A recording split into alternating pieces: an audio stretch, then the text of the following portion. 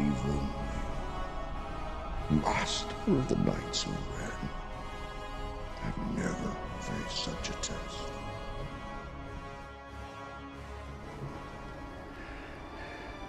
So who talks first? You talk first? I talk first? Hello, everyone, and welcome to another episode of Who Talks First. I'm one of your hosts. I'm CAT. And I'm your other host. I'm Solo. And we are back from their second show of the new year. Yep. And I did a poll on Twitter, and if you guys are interested in participating in these polls that we do, and sometimes we ask what you think our topic should be, our Twitter is at Knights of Rant. And I asked what topic you guys would want us to talk about this week in terms of us breaking down the plot of The Last Jedi. And last week we did The Force Bond, and I asked between, did you guys want to hear us talk about the Luke storyline? Did you guys want to hear us talk about the Resistance storyline? And then I put, or do you guys want us to talk about the line, you do, for an hour? And of course, that's the one that won. So here we go. It's just, You guys, I have a theory. Mm-hmm. Do you want to know my theory? Snoke is Mace Windu? No, it's that he doesn't say, you do. It's that he says, Dooku. That's canon. Canon. And you guys, listen Dooku really lives, and that's all I ever wanted from this movie. Yep. Rey, Dooku confirmed. She's just a Dooku clone. I would be into it. I wouldn't lie to it. Dooku. I wouldn't lie about it. Dooku. So, the second place winner was the Luke storyline. So that is what we're going to discuss today. I'm trying something a little bit different. And by this, I'm going to pretend like it was intentional and not that I was stupidly lazy. Because usually I write some sort of notes. I've been getting better about writing detailed notes. But we used to be a podcast that went no notes whatsoever. Or if they were notes, they were scribbled on my iPad. And illegibly that we couldn't even read them. So it didn't matter. And we're going to go back to the old Knights of Rant. Classic Knights of Rant. No notes. Where we don't have any notes. And see how that goes. And we'll probably miss a lot. But who cares? Because I didn't feel like writing down notes today. But before we get down to the deep nitty-gritty of the podcast, we want to talk about the Secrets of the Empire? Is that what we did? Yeah. Secrets of the Empire. We did a Star Wars VR event in Disneyland. Yes. Is it in World too, or no? Yes, it is in World. Oh, okay, so it's in both. Okay. But it was VR, and we went into it. I went into it knowing nothing, and you were like, "I think we're gonna be stormtroopers." Yeah, I had very vague ideas about it. I was under the impression that we were undercover stormtroopers, and I knew we were on Mustafar. I did not.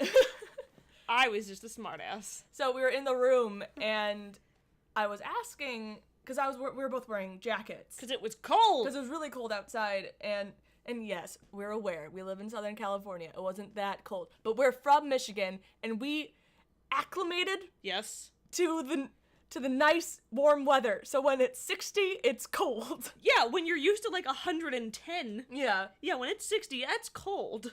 So I just asked the host or the leader if I should take off my jacket. Because, if it's laser tag, because you're wearing all that stuff. You're going to get hot. You're going to get really hot really quick. I got really hot. And then you made a joke. I was like, are we going to Mustafar? Are we going to Hoth? We need which one are we going to? And the guy is next to us. Did you notice the one guy, giggle a bit? I didn't really notice, no. I think he knew that we were going to Mustafar. So, because, after I said it, and then he just kind of, looked at the other guy, and he went, he, hit him. And I was like, either he thinks I'm funny, but then later on, you totally go to Mustafar. I was like, oh, now I feel like an idiot. So it was warm in there. And so you go in with groups of 4. I think The Void is the company that does all of these virtual reality mazes. Mm-hmm. And we go in with a group of 4. So we had just signed up together. Mm-hmm. And so 2 other randoms were with us. And they were nice. Shout out to Dave and Chris. Dan, I think. Dan and Chris. I think so. Shout out to them. And I can't remember. We won't spoil the ending just in case anyone listening wants to go do it, but we will be talking about the rest of it. But the ending was so cool. Yeah. And so you go in, and I filmed a little bit of it, so it's probably going to be on YouTube eventually, probably sometime later today, or when this podcast goes up, youtube.com/nightsofrant. We did a little video, but you can't film in there. So, I mean, obviously. But you did. I did a little bit, but not when we were actually. Not when we were VRing. That would have been VRing. That would have been hard and stupid. Yeah. You wouldn't been able to see anything. No. So you have groups of 4, and you go in and you put on this big. It's almost like a laser tag, like chest plate. Like a big old vest. Yeah, big old vest, a big old helmet, and it was that like the helmet was heavy. I was fine with the vest. The helmet was heavy, but we were in those outfits a lot longer than most people would be, and we'll explain why later. Yes, we will. But so the 4 of you go in, and once you have the whole gear set up, you go into the first virtual reality room. You get debriefed. Oh yeah, and it's right before Rogue One. That's how it's set. So Cassian debriefs you, and then you get to pick your stormtrooper colors. I picked red because I wanted to actually blend in. I picked pink because I like pink. But so yeah, you can pick, and I think you have to choose different colors from that haven't been chosen yet. So that's how you tell the other one apart. So you're not actually grabbing onto the wrong person, because once you're in that virtual reality helmet, that's all you see. That's it. So we're like looking out for each other, like, all right. I was like, I'm only gonna grab at the red stormtrooper, and it's so weird because you're reaching towards what you think is gonna be armor, and then I feel like your soft arm, and I'm like, this is like a weird brain disconnect. You mean my really buff arm? Your soft skin. And not plastic stormtrooper armor. Me and you were significantly shorter than the guys we were there with. So, like, because I thought you looked ridiculous, and I'm shorter than you. You looked ridiculous. No. Because they looked like normal stormtroopers, but then looking over here, we're like, hello, hi, I'm a stormtrooper. So it's a little bit easier to tell who we were. Yeah. But it was so cool. But so when Cassian's debriefing you, the Empire comes in, and obviously Cassian survives that. Yeah, clearly. So you get your debriefed, and you go on your mission. The first thing you do is sit down in this room. And the first time we did this, hint that there's multiple times that we did this. Yes. We were all like, are these chairs Are real? these actually seats? And so you just, like, the 2 guys went in first, and they're just stumbling over the chairs because they weren't sure. And then we said, they were actually chairs, and that's the coolest part of this, is everything that you're made to touch is actually there. Yeah. But we'll go into the drama of this later, but the quick story of the second time we played it for only 3 seconds, you were just like, K2SO was in the same room as you. Yeah, and I was just like, ooh, I want to touch him. And I'm like reaching out slowly, because the thing in the VR, which again, VR is still pretty early, the worst thing about it is depth. Like, it's really hard to gauge. You think it's going to be closer or further, so you run into stuff a lot. So I'm like slowly reaching out for K2SO, and then my finger touch him, and I'm like, he's actually there! And I turn back, and you guys are gone. We all just... The VR's crashing. It was pretty glitchy, but it served really beneficial for us. Mm-hmm. So when you first get there, and you fly to Mustafar, and you're trying to get this, like, Kyber weapon, and you're like, all right, time to step out over this, like, flying metal. Great. And you're over a giant lava pit, and it's terrifying. And so when we both step out on it, you just come up to me and like, we're holding hands during this, right? Like, oh yes, of course. Because I was like, I don't want to fall off, even though I know in my mind, like, there's no way they would make it so that you could actually fall into anything. But it's so real. It's so cool. And everywhere you look around, there's more details. And so that's why you just go in. Unfortunately, it is a little expensive. It is. I think $35 or $30 per person. Mm-hmm. So I would love doing it way more times, but can't afford that. I know you can't afford it. It's pretty expensive, but it was totally worth it. But you want to like look around and see everything because there's details everywhere. Yeah, and also they were blowing like. I think they have a fan going, and you can also smell, like, campfire. Oh, yeah. It was a 4D experience. It was so cool. You could smell everything. It was, like, warm. When you were outside, they were blowing warm air at you. Yeah. When you got shot, you would feel it. Yeah. So we go over the grate, and holding hands because we're a little bit terrified. And there's like escape room aspects to it too, which is cool that you kind of have to solve puzzles to get through, and you're like, this is the part where I was being a smartass the first time we were playing, because they kept telling you it was a stealth mission, so part of me was like, oh, that means we're not getting guns. Mm-hmm. And so there, you walk into the room, this armory, and I figure it's a room just to get into the next room. Mm-hmm.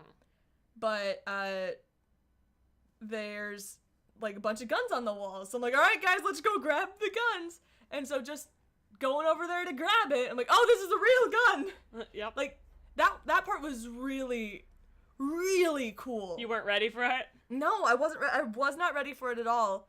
But I felt like that was super immersive. Mm-hmm. Like, and they were heavy. They were good guns. Mm-hmm. And because I feel like there was a lot of Easter eggs in there. Because I wonder if that second button ever can do anything. There's a second button on the gun. There's also a bunch of random buttons on the wall that I started pressing the third time we went around. But the first time you don't really... There's a bunch of Easter eggs in there so that you want to do it more than once. Because I'm trying to figure it out. Hell yeah. But once you get the guns, you start fighting stormtroopers. And... like, apparently, you guys were getting shot a lot. Yeah, because you line up, and there's a bunch of... You're basically fighting on two different bridges. Mm-hmm. And you were at, like, the very end, still kind of near the entrance. So I don't think you got shot, because I don't know how they're able to track us, you know what I mean? So, but we were getting shot a lot. Because, again, it's also really hard to aim, because your depth perception is weird. Mm-hmm. So... But when you get shot... You're a stormtrooper. Yeah, it's in character. That's why, like, again, it was such a smart decision to make you stormtroopers. Because, one, I'm sure it's easily to digitally put, like, the armor on people. And you feel like you're wearing the armor. You do feel like you're wearing like, it. With that helmet on, it's super immersive. But continue on. When you get hit, like, there's little packs inside your vest that, like, vibrate. And it feels like it zaps you. It doesn't... It obviously doesn't. But every time I got shot, I'd be like, ah! Ooh, ah, ooh, ah! And I had only gotten shot once during that entire thing, and so like past that, there you get to a code room where K2SO is telling this code, and you have to like type it in. And K2SO was like, "You suck at this." We're like, "We're doing this right." And then suddenly the rooms just start spinning, and everyone starts glitching out, and they're like, "Okay, we just need to walk into the next room." And so me and one of the other guys starts walking towards the next room, and suddenly that open door is just a wall, and we just run into the wall. And when things go wrong, you just like raise your hands up in the air. So we're like, all right, guys, something's wrong. Going wrong. So I was like, no, I was confident. I was just standing in the back, like watching the codes and then saying what it was. And he was like, no, that's wrong. And then, I mean, the game was glitching and like lagging, so that's why. But yeah, I never got anything. He told me I was wrong the first time, and that was before things really started glitching. I'm like, I was absolutely right, like that, But yeah, it started glitching out, and we got taken out of the game. But we got really far into it. We didn't know how far we were into it, but we got to the second to the last room before we got pulled out, and they were just like, we're gonna try to fix this for you. So they replaced our packs, something. They sent us through a second time, and that lasted 30 seconds. Yeah, like I said, after I was in the first room, touched K2SO, and then you guys were And the guy almost sat on me, but he didn't. It just looked like he was about to sit on me. He lagged. So, yeah, he lagged, and my character jumped. And so, just from my aspect, your aspect, and his aspect, for just a second, it looked like he was just about to sit on me. And we're all like, we're perfect strangers. Hello there. So we got taken out again, and then we had to wait around for a while. And that's when the weight of the gear sort of starts to take a toll on you. But we should have. Yeah. We should have already been done. This is supposed to be like a 20 to 30 minute experience. It took us 2 hours. Yeah. Like an hour and a half, maybe. Okay, yeah. A little less than that. But like an hour and a half wearing this, like, because they're heavy little packs. They're a good, I don't know, maybe now, 10 pounds? Like, we're talking about this as if it is always glitchy. This was the first time this has happened. This has happened, or like during our day, during our time. And so we were the lucky group in this. Yeah, we benefited. Because we just got to do it twice. Yes. With a lot of the other groups, because they do sort of stagger it, either they were done by the time it started lagging, or they were in the first room. Yes. So they didn't get to run through it twice. And so when they were just like, they were so apologetic to us for having to wait around, but I'm like, we got to do this twice. We're like, no, this is for fine. like, for the price of one. The two guys in our group were kind of like, we kind of want to not do this anymore, but I could have, if they kept breaking down, I'd be like, do it again. I mean, obviously I want to get farther. Go If they kept again. breaking down in the first transport, then it would have been boring, but I was down. yeah, it was so freaking cool. So, like, I think the guys were worried about parking. oh, you're right, they had to get their parking validated. Yeah. I think they were worried about, like, how long is this going to take? Because not only am I paying for this, I'm also paying for parking. Yeah. So, we go through the third time, and also there's friendly fire, so you can shoot each other. Yeah. Side eyes, Chris or Dave. I don't know which one of you was which. But it's your fault. We were like, it hurts when you get zapped, and you were like, I never got shot. I got shot once in the, like, when we first got the guns, but it was just like a, and I'm like, oh, but it didn't have it multiple times. And so when I got the guns the second time, one of the guys was just like, punishment, and just shooting me. I'm like, oh God, why are you doing this?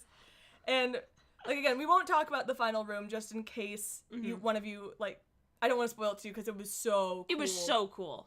I was Except aiming... for, hey guys, remember what your pilot looks like. Yeah, that's the code. Just remember who your pilot is. Remember what your pilot looks like. None of the people on my team did, even though I'm shouting, that's our pilot. Yeah, You were just trying to kill him. Yeah. You can't, thankfully. Oh yeah, you can't kill your pilot, but you all of us were like, this is a stormtrooper, it's your pilot. But I was aiming above the guy's shoulder in that room when you're shooting other stuff, and he just turns around with his arms out being like, what the heck? Because I've just been shooting him this entire time, and so he just keeps buzzing, and it took him 2 times of, like, turning around for me to realize why he was so upset with me. Because to me, my laser looked like it was going over his shoulder. So it was fine for me, but obviously it was reading too close for him.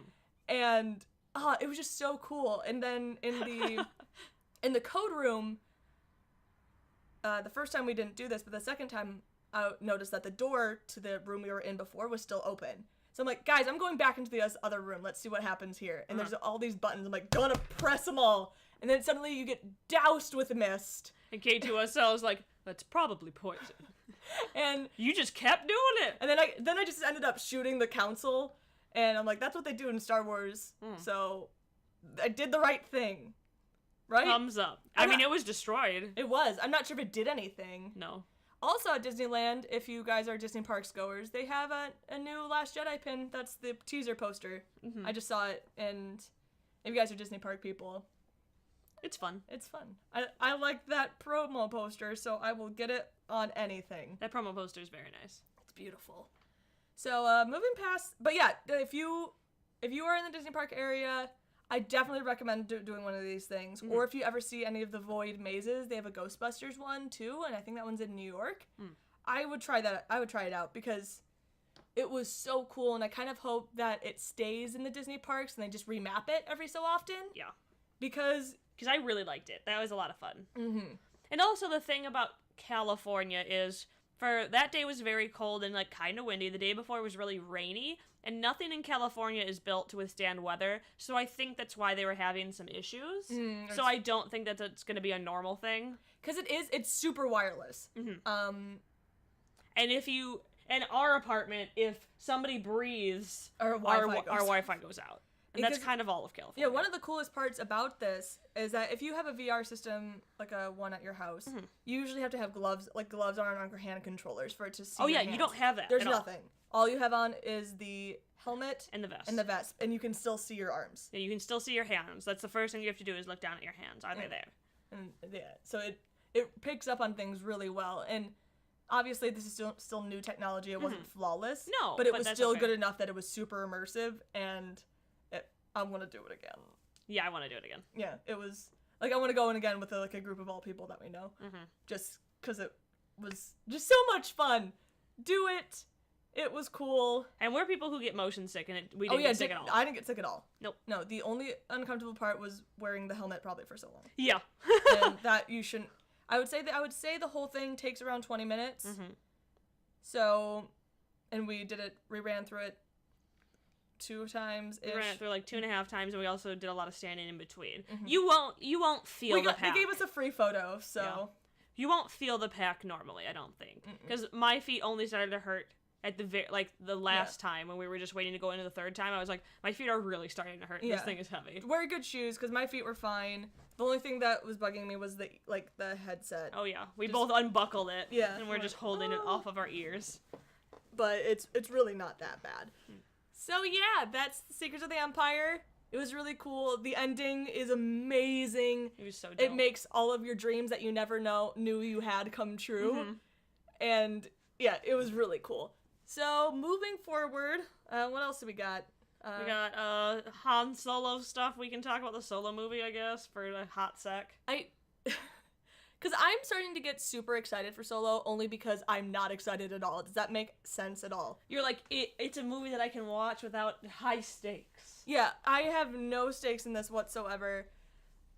And will I probably be mad about Kyla?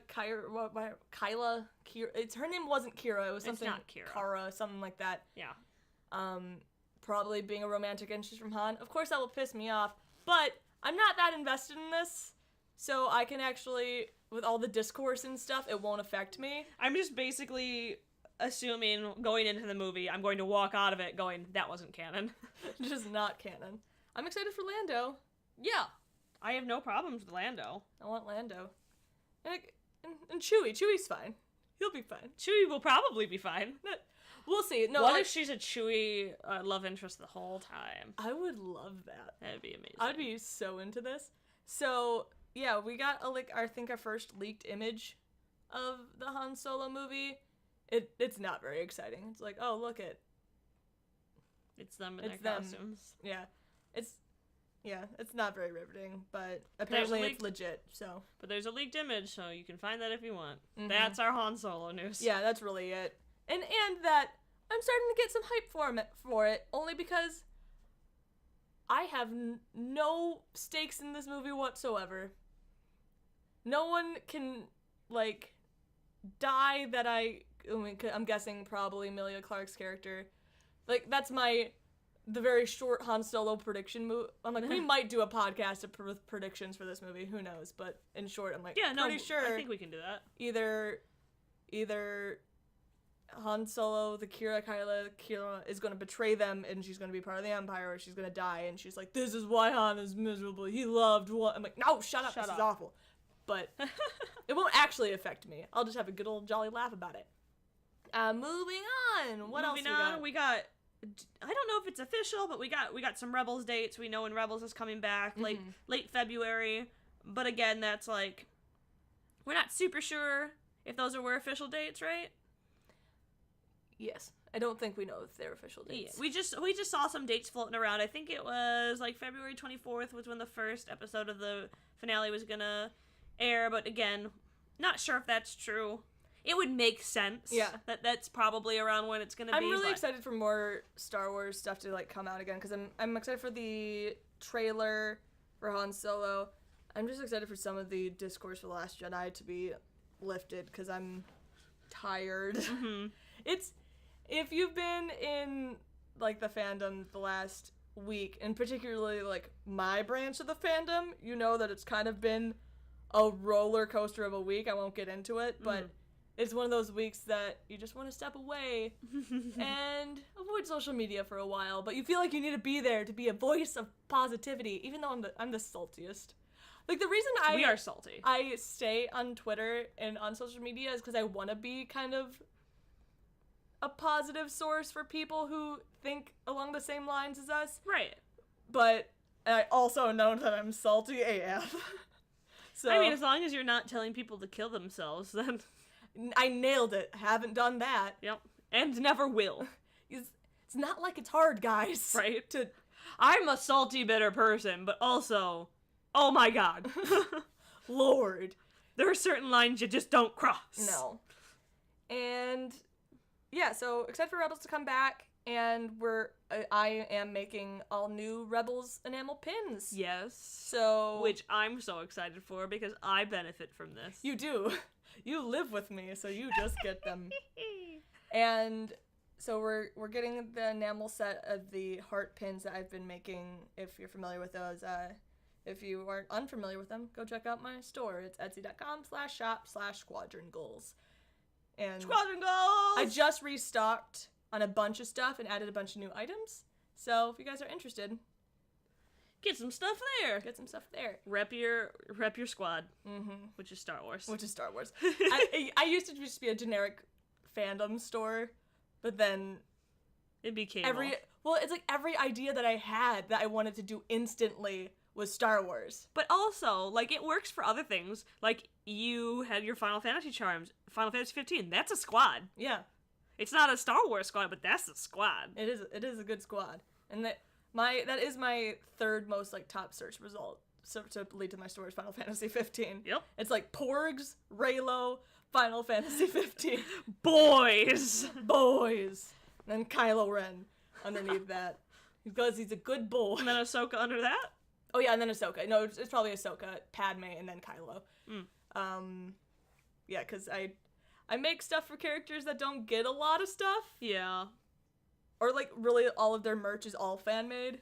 So gotta give them more merch. Gotta feed the fandom. So Rebels is coming back. So anything else before we go into the Luke?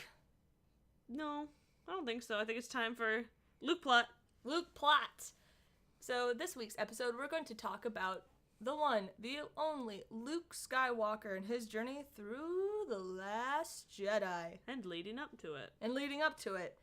Because even with my first viewing, my biggest faults in the movie were with Luke. And I still think, like, when I'm picking out the things I would have changed, my three biggest ones, all do have to deal with Luke.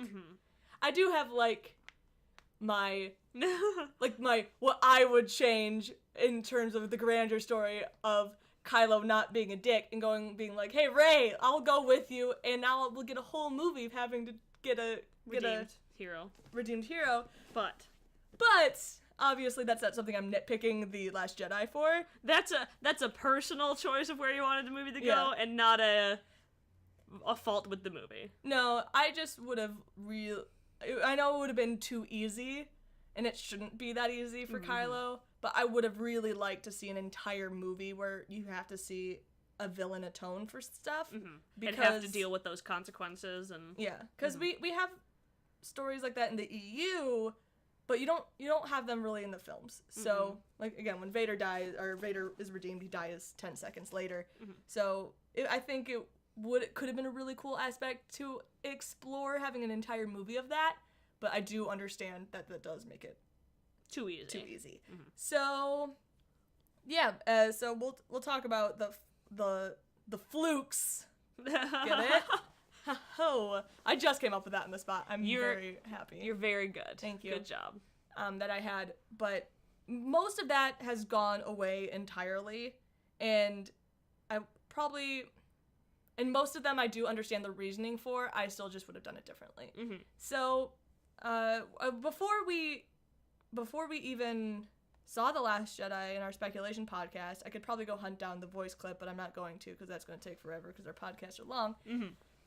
I was even saying I knew going into it that I would disagree with Luke's storyline, but I still think it would fit the movie, and I still basically feel the same way. I don't disagree with it, right? But it's not what I would have done. It's not what you wanted, but because even the same thing with me, I was very unsure with how I felt about it for a long time, but the more that I have to, like, look at the bigger picture and understand motivations and, like, having to really, really think back to everything that happened in the first movie, original trilogy, yeah. Yeah. You're like, okay, yeah, no, this is kind of... Or Force Awakens. Yeah, Force Awakens, okay. Yeah. When you think back to the first movie of the sequel trilogy, you're like, this kind of is the only way that Luke could have gone for the Force Awakens to have made sense. Yeah. In my mind. No, I agree, because I feel like a lot of people are thinking that Ryan just totally ignored The Force Awakens, but the thing was that I feel like so many people just got so absorbed in their headcanons of The Force Awakens that they kind of forgot what was actually said in that movie. So, for example, a lot of people were so shocked that Luke had sent himself into exile when that was established. Yeah, that was established in the movie. Yeah, like that Han basically just full out says, "Hey, yo, an apprentice turned against him." Luke just left after that and destroyed everything, and people are saying that he went to find the first Jedi temple. And I think people were expecting maybe a more complicated story, and in a way we got it, but I think a lot of people, when they think Star Wars is about twists, they dig way too deep into it. Because we did get some twists in this movie, with a twist that Rey was nobody, the twist that Luke kind of goofed a little bit with Kylo in a way that we'll talk about later. But I think people are so looking for this twist that doesn't make sense. Be like, all right, so everyone's saying that Luke felt bad and that's why he went into exile, and that was... But it's gonna be something. But it's gonna be something else. We're like, no, that's what they're telling us. And so, even if you want to believe that it's something else, when it does come out that, oh, that was what actually happened, you can't really be mad. Yeah, they did tell you that. You can argue that, oh, they could have been cheating the narrative, but they didn't. No. So that's what happened. And there's a really great, I believe his name is Brian Young, on Twitter, and he's said some really amazing stuff about Luke's arc, if you want to talk about that at all. Yeah, because reading it, that's when it, like... I kind of already had these feelings, but I just didn't know how to put them into words, but reading through his thread, I was like, yes, this does make the most sense. It talks about who Luke is as a character from the original movies, and that's what you have to go off of. But then having to understand that this is the only thing Ryan could have done because of who Luke is in the original movies. Luke in the original movies is a boy who will drop anything to go save his friends. He will risk anything, and that's kind of what made him a bad Jedi, because Jedi aren't supposed to put their loved ones before the galaxy. And that's who Luke is. That's who he ends the movie as. Luke Skywalker is still that character. And you have to remember that, okay, in The Force Awakens, Han gets killed, and Luke's not there. And when we go into The Last Jedi, Luke doesn't even know that Han's dead. So the only thing that makes sense is that he wasn't connected to the Force when Han's death happened. That's the only thing that makes sense. Because if he would have felt that, he would have been there. Because he felt that his friends were in trouble, like, in Empire, and just dropped everything to go to them. So clearly, even if now he's even more powerful, you assume, so it makes sense that he disconnected from the Force, because I still, like, if Han, like, if he knew, and he would have known, because Han knew. Han knew what he was doing when he left to go to Starkiller. He was like, one of two things is going to happen right now. I'm going to come back with my son, or I'm not coming back. Yeah. Like, that's, you know that. And I think Luke would have had to have been able to feel that. So I think Rian Johnson went into this movie being like, for Luke to not have shown up in that movie to save his loved ones, this is the only thing that makes sense. Yeah. He had to have been cut off. Something I do love that what Ryan did with Luke, which is one of the highlights, is that made me go, he does know how to write Luke, is that Luke loves Leia. And, like, Luke loves, very little in this world. I mean, obviously that's not true, but that boy loves, like, his sister. And I think that was such a good, I'm so glad that Ryan played into that, because I think a lot of people, especially in fandom, forget the power of different sorts of love. And because you'll hear a lot of people not want, like, romance in this story, and because they'll villainize that, or they think that friendship isn't as powerful, and I'm like, or even, like, the familial relationships. I'm like, all love is, like, can be told, like, all of those love stories can be told in extremely beautiful ways. And I think they did it really well with some of the moments of Luke and Leia. Because my favorite scene one of my favorite scenes in the movie that doesn't involve Rey and Kylo is Luke with R2. Oh, and yeah. that was the scene that I'm like, he knows how to write Luke. I cried. That... And, like, you know it's coming, too, because it's like, there's nothing you can do, and I was like, fuck you, there's something R2 can do. And then when he did it, I was like, and I just teared up. I just cried, because I was like, that's... such a perfect moment. Such a perfect moment of still getting that nostalgia in, getting that fan, I don't want to call it fan service, because a lot of this movie is about a kind of moving on from the past, but still being able to give you that moment that, like, I'm getting weepy. Like, that first initial moment where Luke sees Leia for the first time, and ooh, oh boy. Yeah, no, it's really, really emotional, and I'm glad that it's just as emotional for the audience, because it's obviously very emotional for Luke, and it was just a perfect little moment, and you're like, yeah, okay, Ryan, keep going, keep taking me on this journey. All right, I see where you are. It's Luke has become this, not that you thought Luke was this. Yes. And so, obviously, when the movie first starts off, Luke just kind of throws a lightsaber, and that was a scene we've known about for a little bit, but I just loved, that was like a huge fandom joke, that he's gonna take the lightsaber and just throw it. Ryan plagiarized our meme. Oh my god, I'm gonna sue him. Just crazy. And so, like, clearly Luke's in a not so great place. And for me, it makes so much sense that Luke would punish himself. Yes. To the degree that he did. Because, again, there's no one he loves more in this galaxy than Leia Organa. And he felt like he failed her. He failed her. He had a moment where he thought about killing her son. And... after Leia had trusted Luke. She's like, I don't know what to do, but you will. But you will. And Luke's like, I failed. I'm the worst. Yeah. So honestly, I can understand how he thinks that the galaxy might be better without him, especially making it that much harder to face his sister. Also, with who Luke is, he's self-policing. He doesn't have anyone above him to tell him what to do or anything, so of course when he makes that mistake and there's no one there to punish him, you are your harshest critic.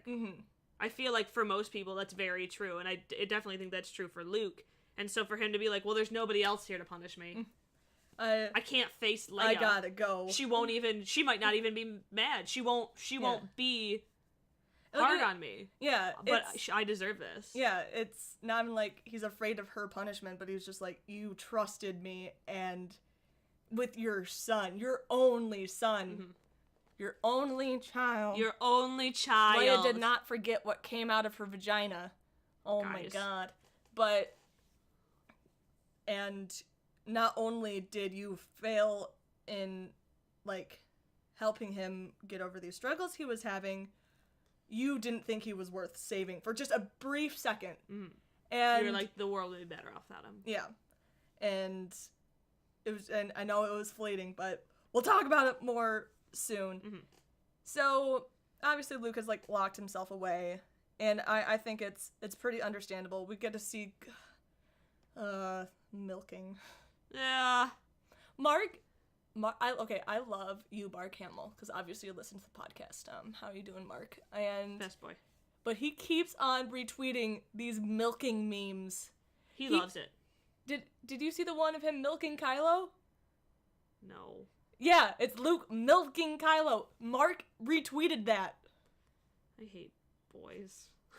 Boys are weird. You guys are gross. It was so weird. I hate it. That's why I'm off Twitter. The real reason. Except for I'm not off Twitter at all. I've been off Twitter for the last 40 minutes because that's how long we've been talking for. Good job. You are welcome. So you kind of see that Luke is living this ho-hum, grumbly life. Yep. He's there. He's there to die. Old man. He's just waiting for He's got his few pleasures. He goes to the fishing. first Jedi temple to end it.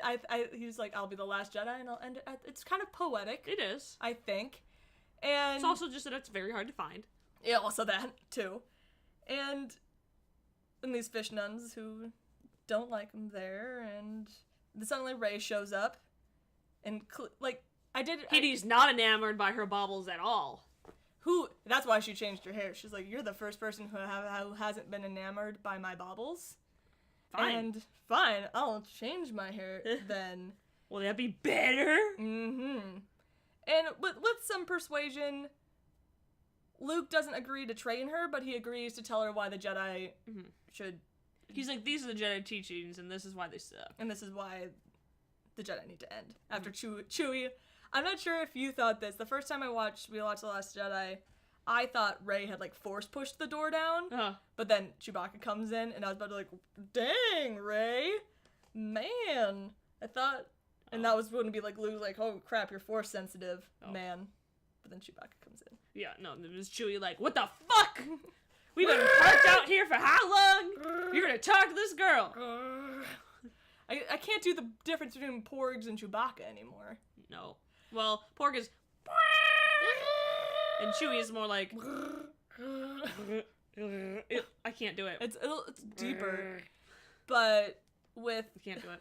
I saw this one tweet on Twitter that was like, I don't know what you guys are talking about. Like, he is far past redemption. And I'm like reading this tweet going, who were we talking about? Chewbacca. And then it just goes like, he ate a porg in front of his family. Yep. And then I'm like, all right, good tweet. 10 out of 10 tweet. Because I stand Kylo hard. But you're right, Chewbacca, irredeemable. Irredeemable. Ate a porg, or thought about it. Thought about eating a porg for a brief moment. Just like Luke, he made a mistake. Ryan, if you need someone to work on your new trilogy with you, I'm open, because I really want a porg puppet, and I demand that you also put porgs in your new trilogy, because it's very important to me that porgs. But I don't know if they could. Aren't they, like, Octo exclusive? What if it's an old movie? What if the movie takes place during the first Jedi era? True. Porgs. That'll be great. I want it now. I think that would be so cool. Yep. I would. You know what I also want? Twi'leks to be in the movie. Twi'leks. Twi'leks. Twi'lek. No, it's gonna be all new old aliens. I'm gonna be like, no! So Luke's first lesson was that the Force doesn't belong to the Jedi, it belongs to everybody, which is a good lesson. And that was a cute moment with, like, the leaf. It's cute. And it's also a good... But also, why was he carrying this leaf? He was planning it from the beginning. He's like, I want to do something. I know she's going to be a dummy and reach out with her hand. Yep. Here's the leaf. And it's also just a beautiful... What? Have you seen... It's this, like, comic image, and it's the funniest thing. So it's when Luke comes in, when Rey and Kylo are touching hands, and then Luke just pulls out the string and just goes like this with both their hands. He's like, ah! That's hilarious. It was so good. It was really funny. This is basically me telling everyone about memes on the internet. I do like Welcome memes. to Who Talk First. Anyway, you were saying something before I talked about the leaf. Yeah, you rudely interrupted me while I was talking about how it's a very good moment to have in the movie for people who like Star Wars but don't consume it the way that we do, so they still don't understand what the Force is. So it's good to have a character like Rey just be like, well, it's a thing that makes rocks move. And you're like, no. Or, like, for people whose, like, parents are watching it with them, who, like, they never really cared about Star Wars, but the kids do, or vice versa. It's like, oh, it's a very good moment where they're like, okay, no, we're gonna firmly establish what the Force is, and it's not gonna be about midichlorians. Okay. That was one of my favorite critiques that I saw, is that people were upset that they, quote-unquote, erased the midichlorians. Since when have people ever liked the midichlorians? This is when you're just kind of reaching... They're erasing the prequels. I'm like, I love the prequels. They're erasing the parts of the prequels that people... I don't say they're erasing it. For me, the midichlorians were just something that, if you have them, it just makes you more in tune with the Force. It's not like the Force itself. It's just like, oh, these things in your blood just make you more in tune with it. Yeah, it just makes it so it's easier for you to control the Force. But that's still not... They weren't the Force. Because they established that everybody has the Force with them, because the Force isn't a power. It's the balance between it's not even life and death, darkness it's and not light. even a soul. It's just this thing that everything living or non-living has. Mm-hmm. And I kind of want to go on a little bit of a tangent here.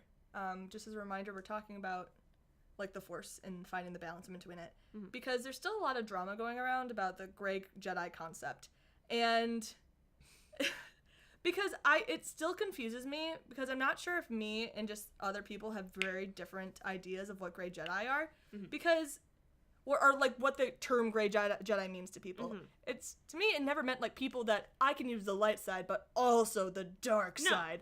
It was like, hey, we're a new Jedi Order. Obviously, not a canon term for it. No. Just a term for hey, we're a Jedi Order that realizes that our views of or how we handled dark feelings like sadness and anger and fear weren't totally healthy, and we ended up pushing people to the dark side because we had such strict views of how to not feel anything and how we told people to handle their struggles. Mm-hmm. And instead of addressing it so they can overcome it, it was more of a push it away rather than ignore it until it goes away, rather than, okay, let's talk about it, what's making you feel this way.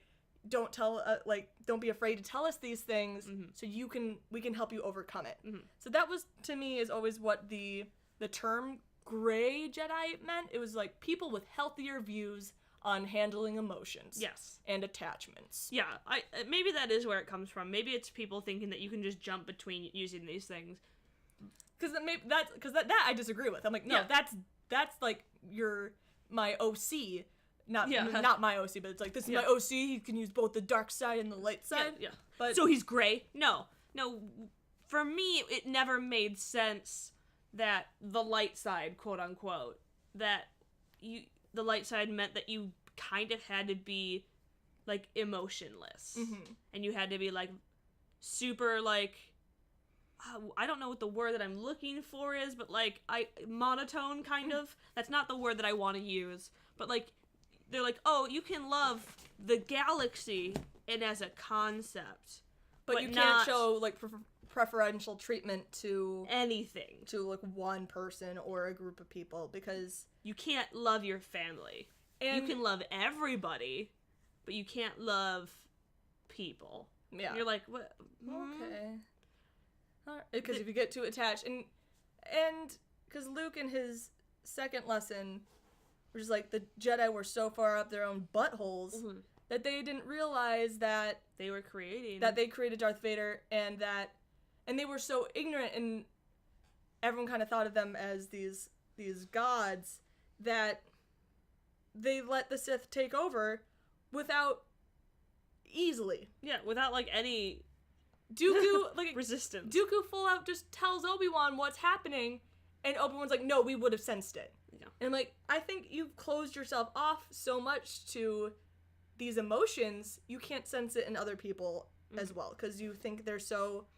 Because, if you feel them you can't feel these emotions to the degree that they consume you. Mm-hmm. And that's what happens with these dark side people, or these people that turn to the dark side, is they let this fear and this anger and the sadness get them until they consume you. And I think the part of the Jedi near the end of the Clone Wars era, when they were kind of decreasing because they thought themselves above everyone else, and the Jedi are trying to prove themselves so constantly that when they're struggling, they don't want to let people know. Mm-hmm. And I don't think they had a really good system. They didn't have a counselor. They didn't have... Like, every now and then, you would see scenes where Anakin would, like, talk to Obi-Wan a little bit. And then, or like Anakin Ahsoka. Would talk to Yoda. He has that in Revenge of the Sith. But it's not good advice. It's... Because Anakin's still hiding a bunch of stuff. Yeah. And, so yeah. The concept of, like... I don't like using the word anymore because it causes so much drama, but for me, I do think they're going in a direction where the new Jedi Order... It's going to be reformed. Yeah. You can hate the term gray if you want, but so much of this movie is about finding the balance. Mm-hmm. And what do we associate with light? White. What do we associate with darkness? Black. And the balance in between there, that's why we use gray. Mm-hmm. It's because it's about finding a balance. It's about different, like, hues. Mm-hmm. No, I agree with that, and that's just where I always came from when we would talk about it. It was just, hey, the prequel era Jedi kind of sucked, and that was and I love the them. point. Huh. That was the point, is that they kind of sucked. Yeah, even though they were trying their best to be good, they were. I do not. But their own light blinded them. We kind of Yes. talked about this in the past podcast, is that they couldn't see the evil growing within them. That they saw this enemy over here, and so couldn't even see the evil growing within themselves, within their own ranks. Within their own ranks, yeah. And it's so for me, I just kind of always assumed that.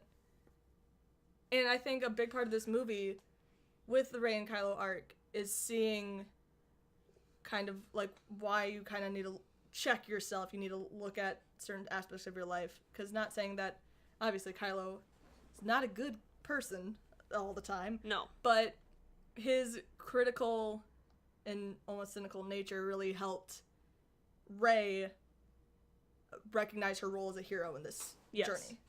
And because she was always holding back because she thought she was this nothing, this no one, so she couldn't be this hero.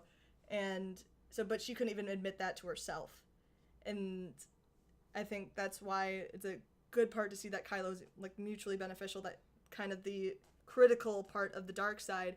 And I won't even say it's part of the dark side, being critical, but like that aspect the Jedi before really didn't have, because that's why that's how Vader became Vader, because they were like, oh, I sense fear in you, so we're gonna push you away constantly until you're like, I've been doing nothing but dedicating my life to you. And it's kind of like Anakin in the same way, or Kylo. So Kylo like does the same thing with Snoke. He does everything for Snoke, for the dark side, and Snoke's still like, you have your father's heart in you, you're not enough. And he's literally has the line being like, I've given everything I have to you. And Anakin doesn't say as much, but Anakin has dedicated his entire life to the Jedi, and still the Council doesn't trust him. Yeah. Like, he does say it, kind of, like not in the exact same words that Kylo does. That's what I mean, yeah, but he's just like, hello, I've been doing all this shit. I'm your war hero. Anakin's the one who tells Mace that Palpatine is the Emperor. Palpatine is Sidious, is the Sith. And Mace still doesn't. He's like, if this is true, then I'll start to trust you. Yeah. Like, what? Up until what point? Like, why would I be lying? What? I'm trying to help you, and so they're kind of like reverses of each other, which I like. And then, I mean, eventually backfires on Mace and Snoke. So, yeah. Like, I've given shit! What? Snoke is Mace Windu. Oh, Snoke is Mace Windu. Metaphorically. Metaphorically, yeah. Obviously. The Snoke theories were true. He was just Mace Windu. But I do like that Luke has sort of come to realize the faults of the Jedi from the past, because the original trilogy kind of builds them up so much, and I think that's why a lot of people had a hard time with it, because they, one, don't like the prequels that much, and they'll be like, oh, well, the prequels or didn't understand. The prequels established that, but, well, yeah, because the Jedi Order was nothing in the first. It was a mystery. Because they weren't there anymore, because they had been reduced to these myths, and that's the beauty of it. So when you see what they actually were, yeah, they were just humans, they had faults, and maybe their order wasn't perfect. And I know that you thought that they were, because you only had this mythos to go off of from the original trilogy, but no, this was the original plan. This is George Lucas writing this, and if you don't like that, then you don't like the Jedi. Yes. Yeah. Because that's what they are. At least, like, that's what they had become. Well, yes. And, like, we don't know too much about, like, we don't know, like, past Jedi, but they have, by the end of it, their downfall was inevitable, because I think it wasn't like 10,000 years that Jedi were the keepers of peace. Yeah. And obviously, when you have 10,000 years, you're gonna reform some stuff. Things are gonna change, and you're gonna get, if you have 10,000 years of being the keepers of peace, and your system's going well, you're gonna become a little blind to stuff. Yeah. And so, yeah, I kind of like that Luke really addressed that part of the prequels to the audience because a lot of people either don't want the prequels to be addressed or were afraid they weren't going to be addressed, and I think they did that in a really good way.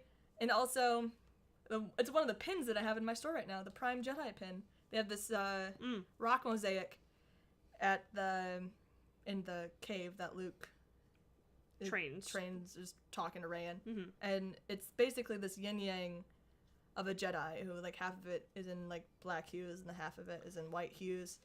And this was the Prime Jedi. So I think maybe earlier days of the Order had healthier views of... Yeah, I think so too. Of handling all sorts of emotions and kind of working in between this balance. And it's not, I can also kill people and be a good person. That's not what I think this balance thing means. No. It's, I have a healthy grasp on my emotions and can overcome my weaknesses. And I don't cut myself off from normal human emotions. Yeah.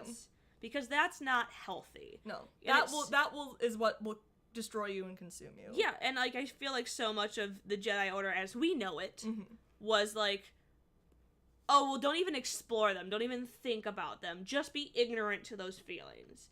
And, like, they raise these kids just being like, these are things you're never allowed to feel. You're never allowed to feel angry. You're never allowed to feel sad. You're never allowed to feel these things. And you're like, what? That's what makes people people. That's what makes humans complex. Yeah. And without allowing them to feel those things, what is your life? Because they do address, like, yeah, like, these feelings are natural. They just didn't have a good way of handling Yes. it. They were just... Like, you know what, these feelings are, but you shouldn't feel them. But don't. Yeah.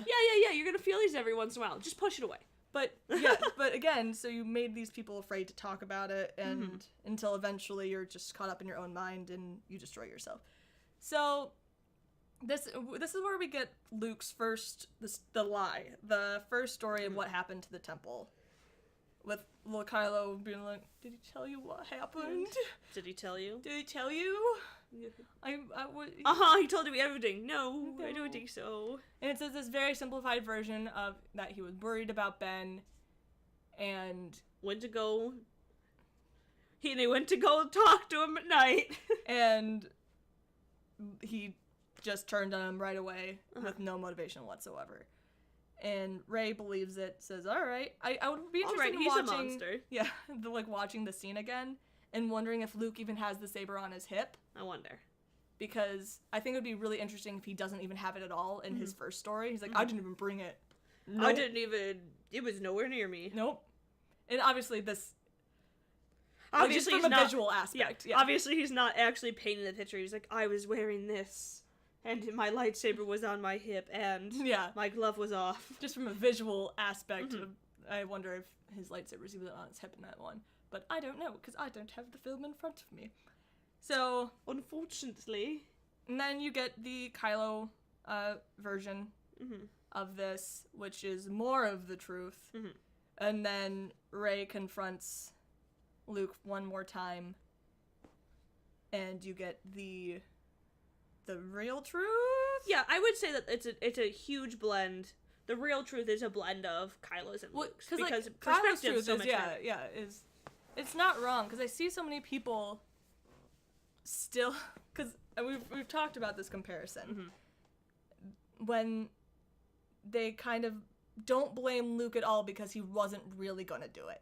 Like, it was just a fleeting thought, but like, you can't, Kylo shouldn't have got mad because he wasn't going to do it. And then we talk about like this comparison, like, all right, pretend. So I'm asleep. Like, you're asleep and you've been eating my food and it's really like pissing me off. And you know what? I'm going to go talk to you about it in the middle of the night. But also, I'm going to bring my knife with me just in case. You know, just bring in my knife.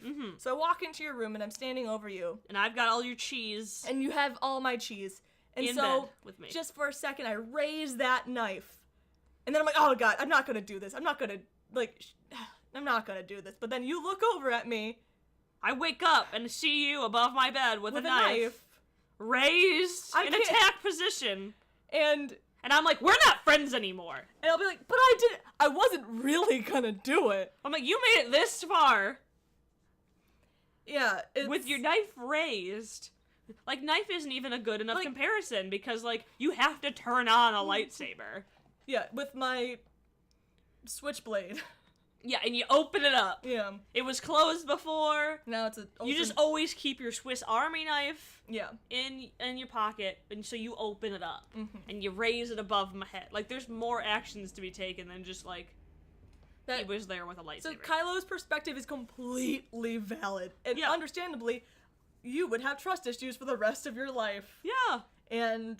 I'd be like, I thought you were my best friend. Yeah, like, and if I was like, well, I wasn't really gonna do it, you would still be like, I'm moving out. Yeah. I'm leaving. I'm not staying here. This is... My bedroom doesn't even have a lock. Oh my god. I can't live here. Because there's a really valid point that you can think, oh, it was just a very fleeting moment, but Luke still brought his lightsaber there. Yeah. So he was almost expecting Kylo to turn against him at this point. And like, you can argue that, like, maybe he just keeps him on it at all times. That's true. But Kylo's in his jammies.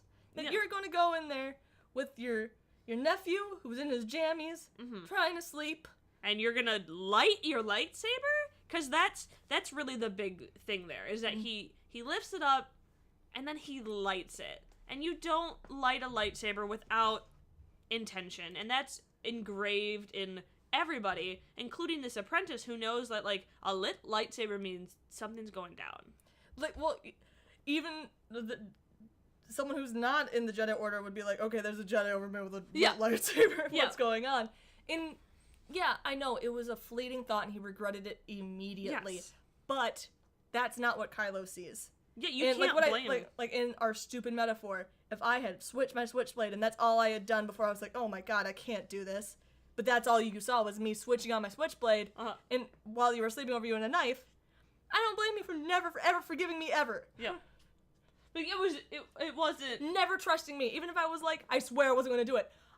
I do not blame you for not trusting me. Yeah. It was a You're like, fleeting you thought. know what? The fact that you even considered it, and you were like, I'm gonna stab you. Mm-hmm. Because you really do wonder how much Kylo knew. You know?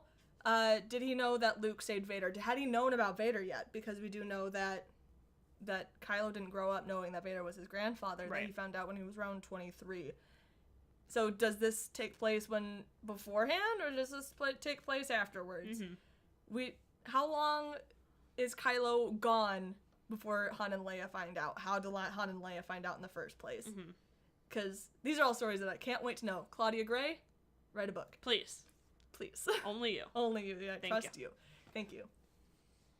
So there's a lot of questions to be raised, but we can't argue that Luke messed up. Yeah. Even if and he knows he messed up. Yeah. This isn't something that he could have easily forgiven himself for, which is why, like we said before, he punishes himself to such a harsh degree, because that's not something Luke Skywalker he even knows this. He knows it's never he's even Luke Skywalker. Yeah, and he never even, like, it's never even a counterpoint in the movie of, like, oh, well, you didn't mean to. Rey's not like, oh, it was an accident. No, she's like, you did this. You created it. He was like, yeah, no, it's my fault. It was an accident, and he really didn't mean to do it, but it's still, his actions had consequences, and now he's I'll living say that. with Like, them. his actions had consequences, because there's a lot of things that clearly Kylo was going through that wasn't necessarily Luke's fault. And instead of talking to him, you were like, I'll just kill him. I'll just kill him for this brief second that you'll have to live with the rest of your life. Because this is what the Jedi Order teaches. Like, well, it's the life of many over the life of one. Yeah. And it's like, okay, yeah, but also, let's just talk this through, and then maybe we can save everybody. Because, yeah, does Kylo know that Luke tried to save Vader? And Kylo hasn't done anything wrong at this point, and besides maybe having a couple, like, angry outbursts. He hasn't gone on a murder spree yet, clearly. And Luke doesn't think he's worth saving. Meanwhile, Vader had done so much crap, and Luke still thought he was worth saving. Yeah. A theory that was interesting is, and I mean, I don't think it'll ever be addressed, because I don't think it's actually true, but I found it interesting, is that we know Snoke's kind of been in Kylo's head the whole time, and that if Snoke sort of projected these, like, nightmares to Kylo, so when Luke saw them, it was kind of just like what Snoke wanted Luke to see, because he was just, that was going to be his final, like, push to get Kylo over on his side. I'm like, that's pretty interesting. Yeah. Oh, Maybe. Good old It's an Snoke. interesting theory. Good old Snack. snickety Snoke. Snickety snack Snoke. Yep. So I do understand completely why Luke has punished himself to this degree because he goofed. He goofed hard and it's why. All right, so I do one of my. I guess we'll go to. And like, do we have anything else to talk about in Act 2? There's like the deleted scene of the third lesson, which the third lesson was very much the let nature take its course because death and tragedy is part of life, and that scene was deleted because it made Luke seem like a jerk. It made Luke seem like a jerk, but that was kind of a Jedi thing. Yeah, no, it would have been a good message because I mean, take for instance, let's just talk about Anakin and his mom. When he goes to when Qui-Gon Jinn is like, all right, I'm gonna take Anakin now, and you still have to stay, and you have to be a slave, and you're like, what? He's like, yeah, it's not the Jedi order to mess with this stuff. Okay, but you're all powerful. Like, you could absolutely kill this guy and save this woman. And he's like, Qui-Gon's like, no. Yeah, I'm like, we need to stay out of it. Yeah, we can't do this. This isn't our place. And you're like, why? What? What? I don't understand this. So, yeah, that was the third lesson, and it was played out in a bigger scene that, Ryan explains that he deleted it because he knew Luke was already not looking too good. And something I do find interesting is that Rey never tells Luke what's, like, with the Kylo stuff. Because Luke comes in right after the first Force Bond scene, and at that point, Rey and Kylo have no idea what's happening. Rey doesn't have any need to feel sympathy towards it or want to keep it hidden because she wants to figure this out. It's really interesting that she just kind of goes, cleaning my blaster, and it went off. And yeah, it's really interesting that she doesn't talk to him about it. I think at that point she's learned that she can't yet trust him because he's not been very welcoming towards her, and she's a survivalist. She's not gonna like open herself up. At the same time, she's like, something inside me has been awake and I need help. And you would think this would be a big thing that she'd want to ask about, but I think she also kind of knows that this thing with Kylo is something.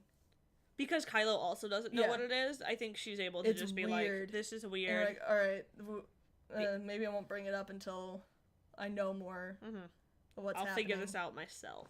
Yeah. So, moving on from Act 2, but besides the ship, the sunken ship. Because I do think the reason why that's there is because that's what you assume Luke uses to get to. That's what, you're supposed to be led to believe this is how he gets to Crate. So it's not weird when he just shows up.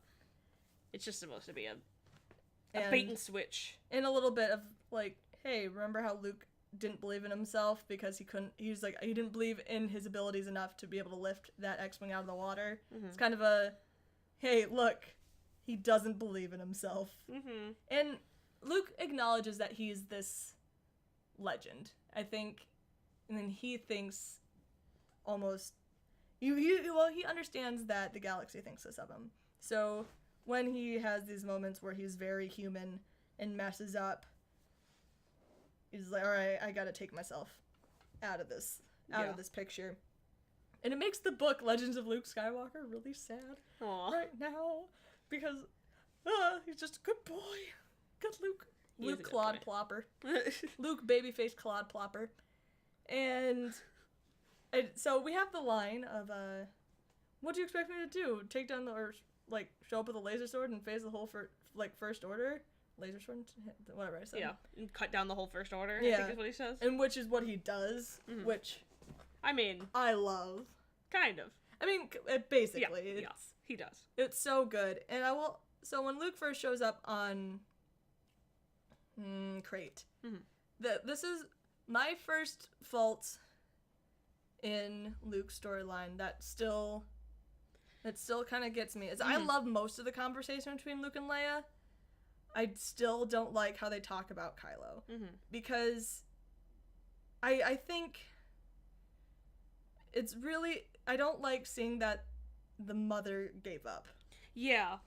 And not to say that she thinks he can be redeemed. She may not think he'll ever come back, but that she's like, I know he's gone is, I mean, it's so, I understand that they kind of want to see Leia as hopeless. Mm-hmm. She's gone through so much. And I just didn't like that personally. Yeah, she doesn't need to say that she's like, no, I still believe in him. But I don't like that she actively said that she knows she's gone. And yeah, I don't like that line either. Because to me, it doesn't make sense. I think there could be another line where she could seem really hopeless, but it not seem so solid of her opinion, being like, I wish there was something I could do, or it's like, I wish I knew a way to help him. Yeah. Or I would even be fine with her being like, I know what you're gonna say. Yeah. You're gonna say that he's gone. Yeah. Because then at least it leaves argument for her to be like, but I don't agree. Yeah. You know what I mean? Yeah, because obviously she's in a very helpless state right now, but I think there was a way to establish that without, and like, we know I'm a huge Kylo stan, but I specifically don't like his mother speaking of him like that. That's my problem, because I'm not even as big as a Kylo stan as you are. I do think that he's a very interesting character, but for a mother to be like, yeah, he's gone. I know. I'm not. Now. And you're like, no. I just think there was a better way to I don't like emphasize that hopelessness that she might feel in that moment, but not to be like she's and I know probably a lot of my quote unquote bitterness is from that we will never get Carrie's arc with Kylo, because it would have wrecked me. And you do know that Kylo and Leia have something different. Kylo can't shoot down Leia. They have this sort of force connection. They can sense each other in ways that clearly Luke and Kylo don't share. So there's something more between them, and they've established this. And I wish they hadn't just shot it down like that. It's kind of what it felt like. And like, I know that just because that's where it ended and we won't be able to see it played out the way it was supposed to, it's probably why it like sits with me as poorly as it does. But again, it's one line that I just wish was slightly different. But who knows? If Kylo is just evil all throughout episode 9, I guess it makes sense. But I don't think that's the case. I think the movie ends, the final shot of Kylo is him severely regretting or not necessarily regretting, but sad and upset and questioning. And still like, why? I'm doing all the things that I thought would make me happy, and they're not. And it's not. Exactly. So that was like my first, and that fault, but I do really like the scene between Luke and Leia, because you do get, when Luke hands her the dice, Leia knows it's not him. She has this like really sad look in her eyes, like that she knows that this is some sort of projection. And I wonder, because oh my god, 3PO and Luke kind of have this interesting little just connection, like the wink in the C-3PO being like, that's just Skywalker, because like you wonder if C-3PO can sense that it's not a person. I wonder. Not from like the Force, but like there's no heat signature or something. Yeah, like he doesn't have vitals. Yeah, because he does. It just seems a little surprised. And so Luke goes out to go confront Kylo. He does have the speech about how no one's really gone. And you can read it as saying that he still has hope for Kylo. I want to read it that way, but I more read it as in our memories are how people live on. So I read it the way of Kylo's not really gone, but only because that's what I wanted it that way. That's what I wanted Leia to say. Yeah. I really just wanted their dialogues to be reversed. Yeah. Kind of. And that's the way I hope you're supposed to read it. But that's when he hands her the dice of Han's. That's the reason why I was like, oh, he means it like. But we don't have these good memories of Kylo to be like, no, you still have your son in some way. Right. Leia obviously does, but the audience doesn't. So I'm really hoping that Luke does mean it. Like, everyone can be saved. Especially when because he that's sees... who he is. And the last time we really saw Luke and Rey was Rey being so convinced that Ben could change. And... Like, maybe... Maybe that was a good wake-up call for Luke. Yeah. Being like, you know what? Maybe. Like, no... That's how I felt about Dad, Vader. Like, no one's really gone. And I kind of got lost for a while, but there will always be someone who will... Like, if I can't do it... Someone else will try. Yeah, I'm like, here's like, the Resistance crew and Rey. I saw that they had this weird, that kind of connection going on. Maybe she can do something that will help him snap out of it. So I hope that's the case. Me too. Because that's what I want. That's the direction I want the story to go in. But just yeah, period. Like, I'll admit I want it to be read that way, but I am kind of like, oh, or did you mean that no one's really gone because you know you're about to die? Because friends live in their heart. Yeah, blah, yeah. blah, blah, blah. Blah, blah, Kingdom Metaphors. Hearts. So, when Luke goes and faces down Kylo, this recently came out in an interview about why Luke brings that saber, and it's really sad. So he brings the blue lightsaber, and Ryan kind of explained that Kylo doesn't totally know what happened to that saber because all he saw was like a blinding light and was knocked unconscious. Right. So Ryan's like, he doesn't totally know what happened to that saber. So Luke brought it knowing that Kylo would think Rey brought it to him to, like, go kill him. And that's just really sad. Aww.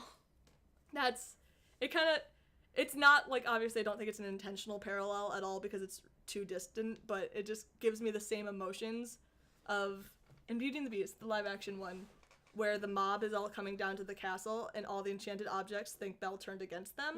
And because they don't know the full story, they're like, she went back to the town and told them about us and sent a giant mob to destroy us. Like, that's why they're here.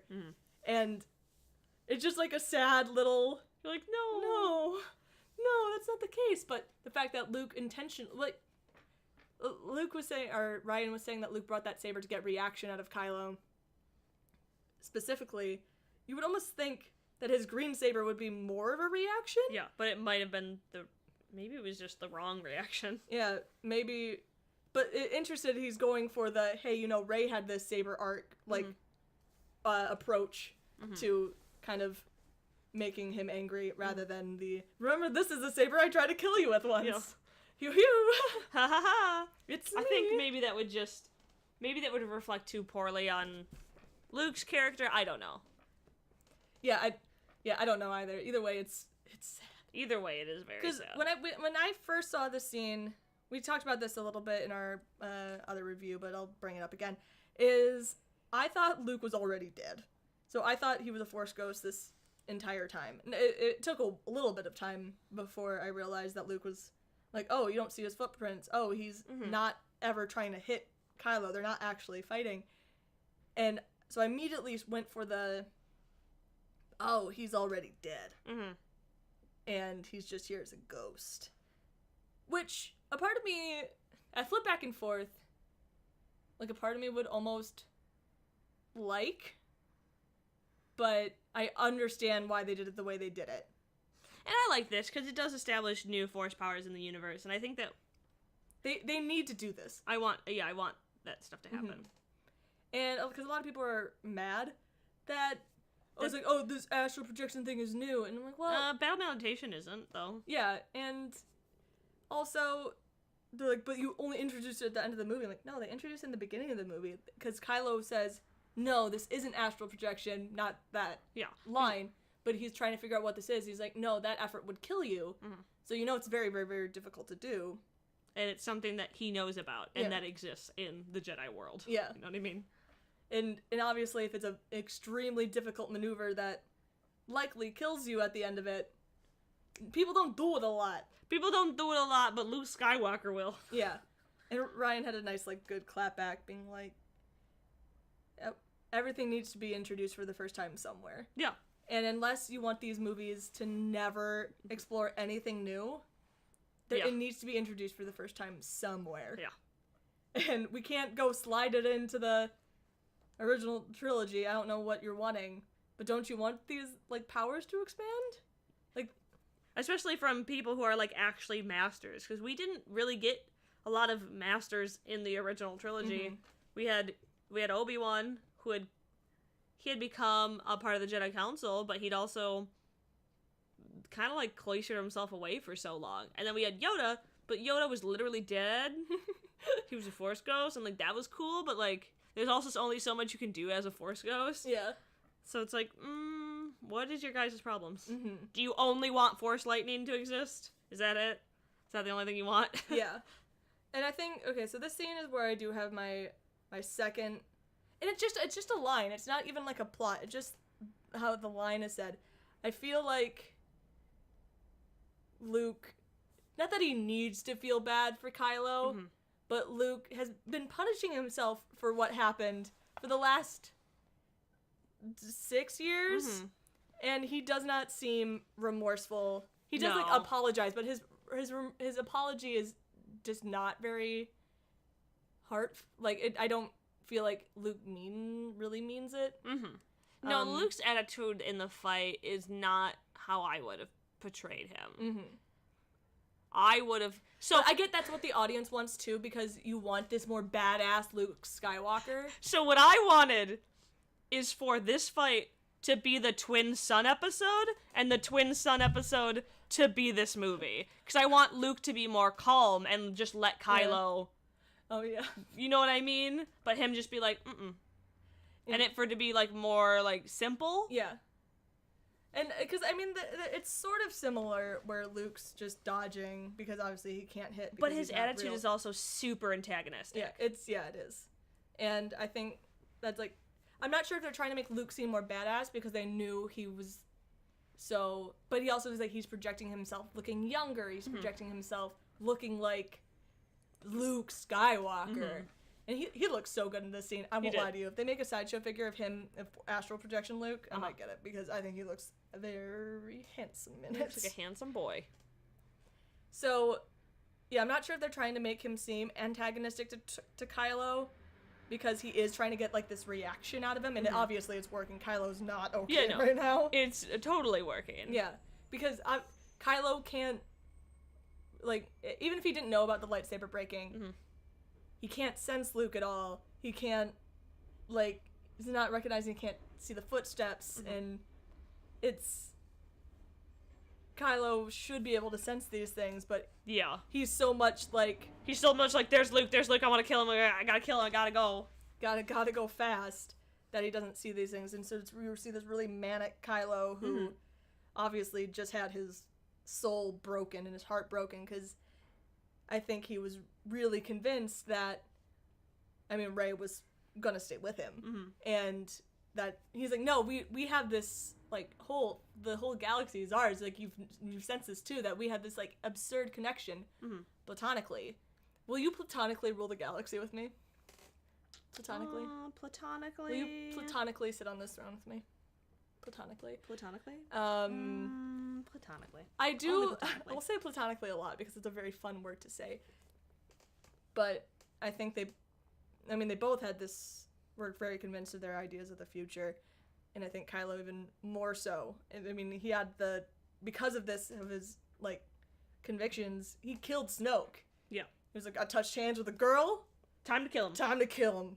Because she's gonna... That's like second base. Right? Yeah. That's what Hux told me.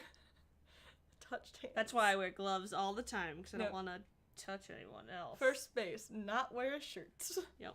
Second base, touch hands. Got it. Third base is like... She wields my lightsaber. You're not wrong. But with... So, yeah, he's clearly not going through a good time, and Snoke's kind of... Not Snoke, Luke's kind of amping that up, which I wish had just been directed in a better way, that's why you know he's doing it. Not because he actually feels antagonistic towards Kylo, or doesn't feel remorseful. Like, honestly, for me, it's like that one line that was just a little too, cheeky? Not cheeky, I don't even know, because it just...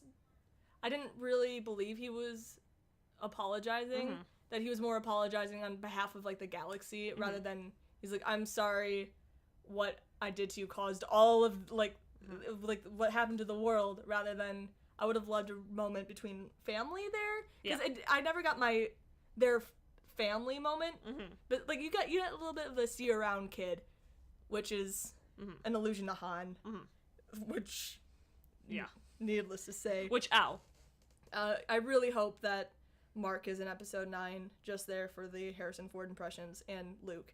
So he's, like, just floating around with Kylo, and then we'll break into his Harrison Ford impression.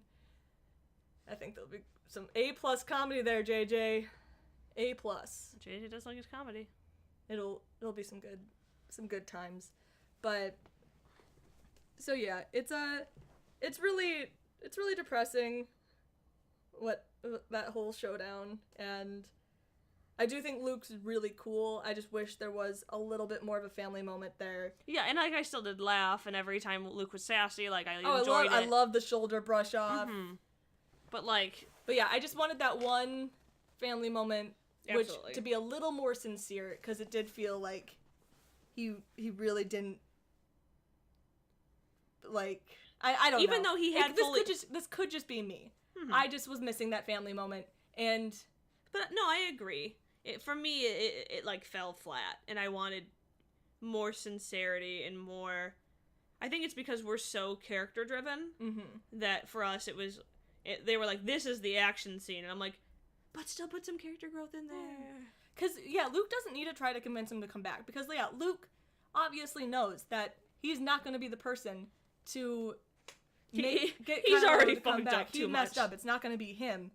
I just would have loved a good family moment, which we might have in 9. Who knows? Because we might have Force Ghost Luke. Yes. But yeah, he's not real. Kylo's mad, and we go back to Octu, where we see the good old twin sons. Yep.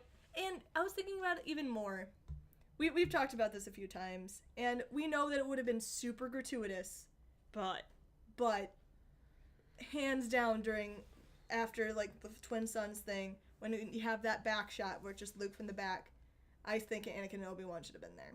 Absolutely. And it would have been even so much better, because if you're still looking at the twin sons and Anakin and then Obi-Wan, 2 people show up, his 2 fathers. Well, no, and also, like, Anakin grew up with the twin sons, Obi-Wan lived on that planet for a really long time. I think it would have been such a beautiful thing to have.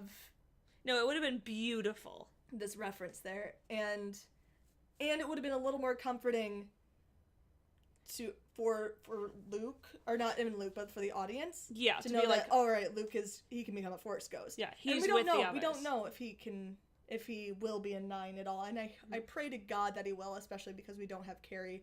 I think he will. I think he will too, but I don't want to get my hopes up too much, because I also didn't think he was gonna die in this movie. So I was like convinced. I want to find old quotes of me being like, I'll eat my socks if Luke dies in this movie. And then, oops, I'm eating him. Whoops. Because that is one thing that I don't really like about this trilogy, is that each movie is going to be this is the episode where this character from the original trilogy dies. Yeah. Well, but that wasn't intended. No, who knows what was really intended for Leia? I mean, I had heard she was supposed to get a happy ending, but who knows? That's true. And she still Vader technically still got a happy ending. That's true. I need to stop saying happy endings. Man, happy ending. You got a happy ending. Wink, wink. Padme, also Force Ghost. But I would have loved that, because we saw Yoda come back, and I think not having Anakin, and we know the reason why he hasn't seen them at all for a really long time is because he's shut himself off from the Force. So being able to see Anakin and Obi-Wan there for those like final moments with the twin sons. All you needed was a back shot. It would have been a back shot. You don't need to worry about recreating nothing. Alec Guinness, and I mean, you can still have Anakin or Hayden be back of Anakin. Yeah. I just think that would have made that scene a lot more comforting, and also I would have sobbed my eyes out. I would have, because again, a lot of this movie is about erasing the past, but it's also about having memories live on. Yeah. I think that would have been a good a good combination of themes there. And also, if this is so much of Rian Johnson being like, because a lot of this movie is kind of like a middle finger of, I don't care if you didn't like this in the movies. It would have been a good, like, I don't care if you didn't like Anakin being there as the Force Ghost. Hayden. This is Hayden, because that's the last time he was with the light. Mm-hmm. That's canon. Making it canon over and over again. Yeah. He would have never become this weird... in the movie the first time, but look, it's in this movie the first time. Yeah. I wonder if that was ever discussed, because I feel like it's such an obvious thing that I feel like it had to have been discussed at one point, but I won't be surprised if it comes out later that it was thrown around at one point, because I think it would have been really touching. I wish. And so yeah, Leia and Rey, they sense that he's death. He's death. He's death. He's a desk. He's dead. But there's peace and purpose. So he knows that, again, I hope that purpose is, I know it's just because he was able to, he ended up being the spark that could, that would rebuild the rebellion, because you see at the end with these kids who are telling the story of Luke Skywalker, right, and how much it like inspires them, and it's kind of this meta message with the audience that just Luke Skywalker won't be around forever, and he always won't be Luke Skywalker, but the legend of Luke Skywalker will always be there, to motivate us. And I have like a love-hate relationship with that last scene, because it doesn't feel like a Star Wars thing. Like, it does feel like something from a different movie, but I love the message behind it. Yeah. That, like, the legend of how Luke Skywalker came back to fight is spreading, and that will ignite the hope again. Because I do really like that. Oh, I love it. And I love how, like, the three little kids are kind of Han, Luke, and Leia in terms of, like, how they're, like, the little girl has her buns, and, like, his little blonde boy, and I think, like, it's such a new generation story, and, like, I do really like the message that was behind there. Yeah, I really like it. So yeah, Luke's sacrifice and his, I do think it was a very good story, for Luke. I think he needed to die? No, I don't. But I do understand why. I do also understand that, like, and also I like to... that he took himself out. That he at a certain point, or he even before he came there, knew that Kylo wanted to kill him, and because he does have that line about if you strike me down in anger, I'll be with you always like your father, like I'll haunt you like your father does. And Luke kind of takes himself out of that equation, that he's like, I won't let you use me as more fuel for your anger. Yeah and for your, like, turmoil and angst, because he's like, I know this haunts you, and it's like you're trying to make yourself feel better, and it's not working, you can't figure out why, so I won't let myself be that for you.